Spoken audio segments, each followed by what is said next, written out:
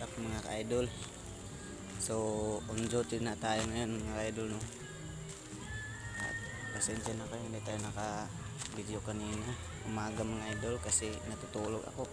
Alam niyo naman yung trabaho natin, hindi kahit na maliit yung sweldo natin mga ka-idol, kontento naman sa akin, para sa akin tong trabaho na to.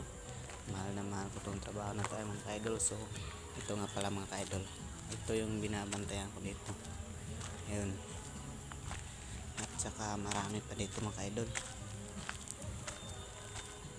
Panggabi ngayon tayo mga ka-idol, no? Hindi tayo maka vlog hindi tayo maka video sa umaga kasi i-relax natin yung katawan natin mga ka-idol. Hirap na ito nga pala. Ayun mga ka-idol. So wala namang tao dito mga ka-idol, no? Mayroon iinuman pa sila mga ka-idol. So ang gagawin natin dito mga ka-idol ngayon is pupundo muna tayo dito mga ka-idol, no? At ito nga pala yung kasama ng pinabantayan natin dito mga ka-idol. Samahan mo ako, tignan natin kung may nawawala na ba o walang nangyari dito. Mas mabuti naman sana kasi mga ka-idol, yung ng gabi mga ka-idol, may nakita akong tao pumunta dito mga ka-idol. At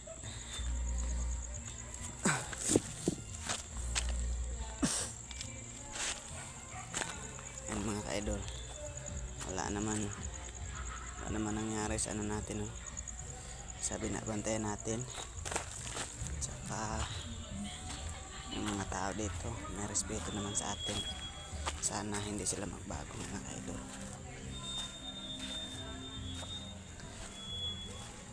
Ang oras natin mga ka-idol is alas 8:53 mga ka-idol, no?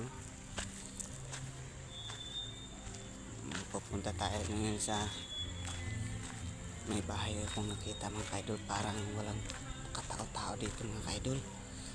Kinakabahan talaga ako mga ka-idol kasi yung unang araw may nakita akong pumunta dito mga ka-idol, hindi ko kilala. Ito mga ka-idol, kita niyo yan mga ka-idol.